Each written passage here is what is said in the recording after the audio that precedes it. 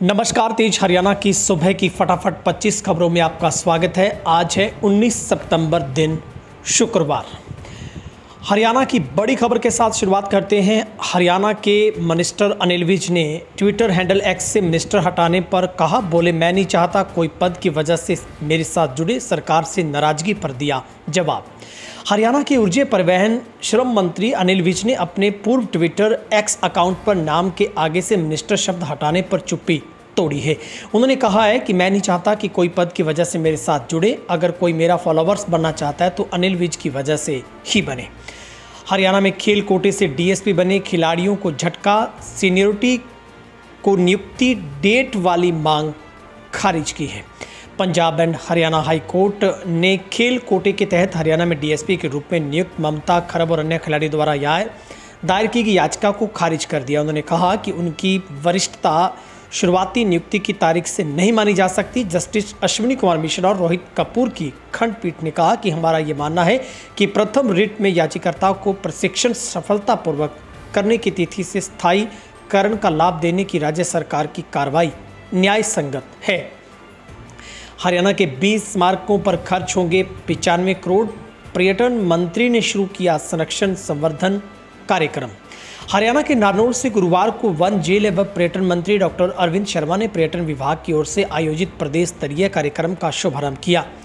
उन्होंने कहा कि इस तरह से पर्यटन विभाग 20 स्मारकों पर 95 करोड़ 17 लाख रुपए खर्च करेगा। इनमें 9 स्मारक जिला महेंद्रगढ़ के रहेंगे।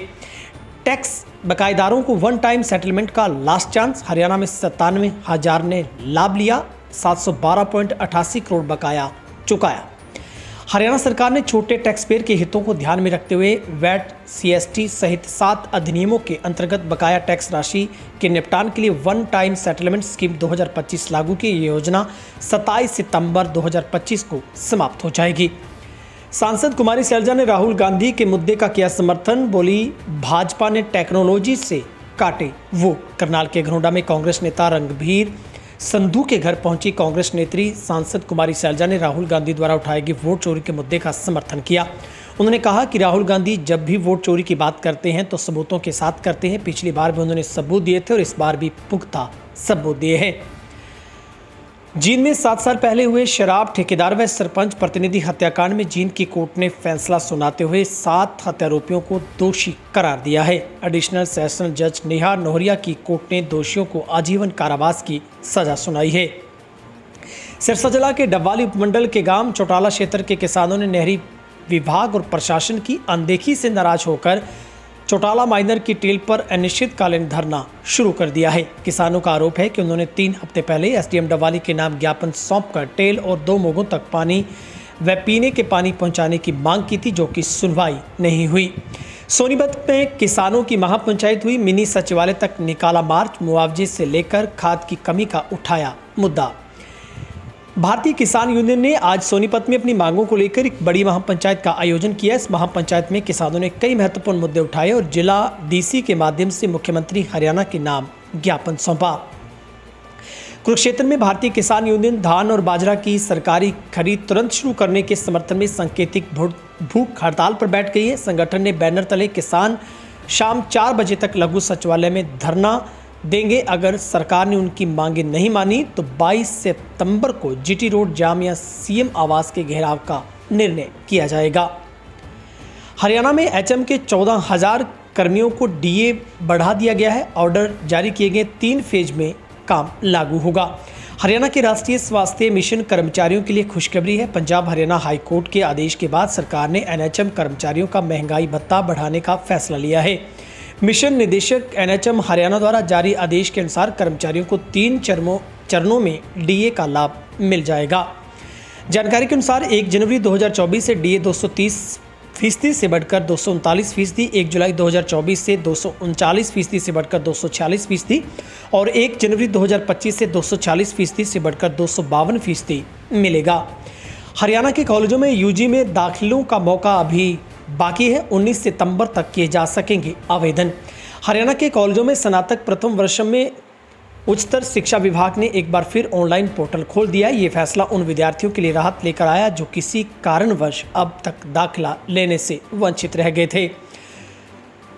हरियाणा के कुरुक्षेत्र में रेलवे ट्रैक पर मिले बैंक कर्मी के शव का आज पोस्टमार्टम होगा। वहीं पर 15 दिन से लापता थे। शव के पास से पुलिस को एक रुमाल मिला था। इसमें मृतक बलजोत उर्फ संदीप सिंह ने अपने साले और पत्नी को अपनी मौत का जिम्मेदार ठहराया है।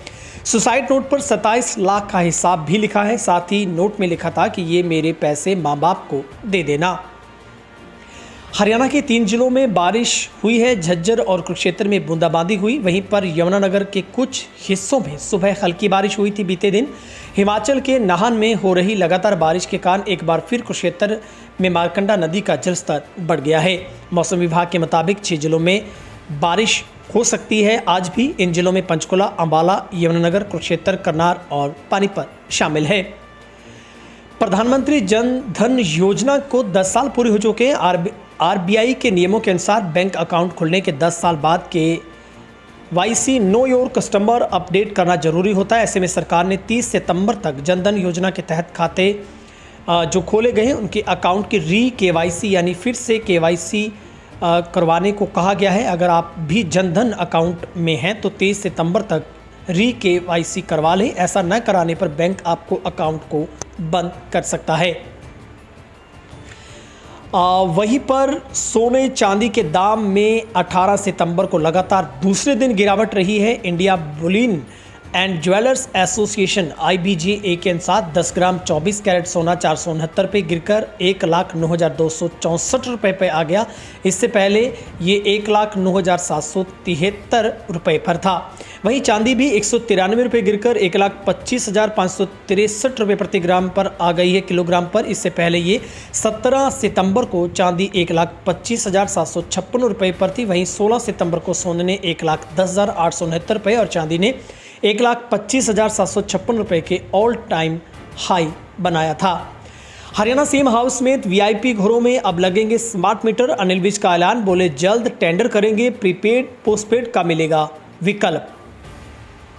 हरियाणा में जल्दी ही स्मार्ट मीटर लगाने के लिए टेंडर होंगे। प्रथम चरण में सीएम हाउस, सरकारी अधिकारी, कर्मचारी, विधायक, सांसद, मंत्री, मुख्यमंत्री आवास पर स्मार्ट मीटर लगाए जाएंगे। इसके पश्चात आम उपभोक्ताओं तक इस योजना को विस्तारित किया जाएगा। ऊर्जा परिवहन श्रम मंत्री अनिल विज ने कहा है कि बिजली मीटर में भी उपभोक्ता अपनी सुविधा के अनुसार विकल्प चुन सकेंगे। उपभोक्ताओं की प्रीपेड और पोस्टपेड दोनों विकल्प उपलब्ध करवाए जाएंगे। इसके अलावा सोसाइटी में भी प्रत्येक व्यक्ति को स्मार्ट मीटर देने के संबंध में विचार चल रहा है।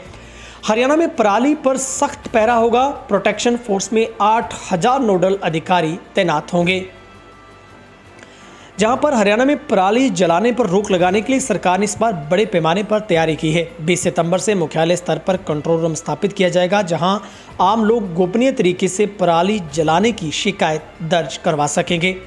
हरियाणा में लेक्चरर भर्ती परीक्षा का शेड्यूल जारी हो गया है, जहां पर लोक सेवा आयोग ने विभिन्न विषयों में लेक्चरर पदों पर भर्ती के लिए सब्जेक्ट नॉलेज टेस्ट की तारीखें घोषित कर दी हैं। पानीपत में पुराने बस स्टैंड को ई-बस डिपो में परिवर्तित किया जाएगा। डिपो में 40 नई इलेक्ट्रिक बसें शामिल की जाएंगी, जिनकी उपलब्धता को लेकर Haryana city bus service limited से बातचीत जारी है। माना जा रहा है कि 23 सितंबर को नई इलेक्ट्रिक बस स्टैंड का उद्घाटन होगा। यदि बसों की उपलब्धता में देरी हुई तो अक्टूबर के पहले सप्ताह में मुख्यमंत्री नायब सैनी द्वारा ई-बस डिपो का उद्घाटन किया जाएगा। हाईकोर्ट से MLA देवेंद्र अत्री को बड़ा झटका, 32 वोटों से हराया था बृजेंद्र सिंह को। जींद जिले के उचाना विधानसभा सीट 2024 में चुनावों के वोटों की रिकाउंटिंग पर रोक लगाने की मांग को लेकर MLA देवेंद्र अत्री द्वारा लगाई गई याचिका को पंजाब एंड हरियाणा हाईकोर्ट ने खारिज कर दिया है। भाजपा विधायक देवेंद्र अत्री की तरफ से बृजेंद्र सिंह की संशोधित याचिका को खारिज करने की मांग की गई थी। आपको बता दें कि उचाना सीट पर भाजपा के देवेंद्र अत्री ने मात्र 32 वोटों से बृजेंद्र सिंह को हराया था। मार्च में बृजेंद्र सिंह ने हाईकोर्ट में याचिका दायर की थी, जिसमें कहा गया था कि जो कैंसिल या रिजेक्ट वोट होते हैं, यदि उसका अंतर इलेक्शन की हार जीत के अंतर से ज़्यादा हो तो गिनती खत्म होने के बाद उन सभी कैंसिल वोटों को दोबारा से जांच रिटर्निंग अधिकारी को मौके पर करनी होती है, लेकिन ऐसा नहीं हुआ। हरियाणा के 15 जिलों में आज से बारिश होने की संभावना है। मौसम विभाग के अनुसार 19 सितंबर के बाद बारिश का दौर थम जाएगा और 20 से 21 सितंबर को सभी जिलों में साफ मौसम रहेगा। इस मानसून सीजन में प्रदेश में सामान्य से 39% अधिक बारिश दर्ज की गई, जिससे अब तक 21 से ज़्यादा लोगों की मौत हो चुकी है और 70 से ज़्यादा मकान क्षतिग्रस्त हुए हैं। हिसार कृषि विश्वविद्यालय के मौसम विभाग के मुताबिक आज पंचकुला, अम्बाला, यमुनानगर, कुरुक्षेत्र, करनाल के अधिकांश इलाकों में बारिश हो सकती है। फिलहाल हरियाणा की बड़ी टॉप 25 खबरों में आज की इस बुलेटिन में इतना ही। आपसे रिक्वेस्ट है, आप चैनल पर अगर पहली बार आए हैं तो यूट्यूब पर सब्सक्राइब करिए, फेसबुक पर फॉलो करें, इंस्टाग्राम पर भी हमें फॉलो जरूर करें।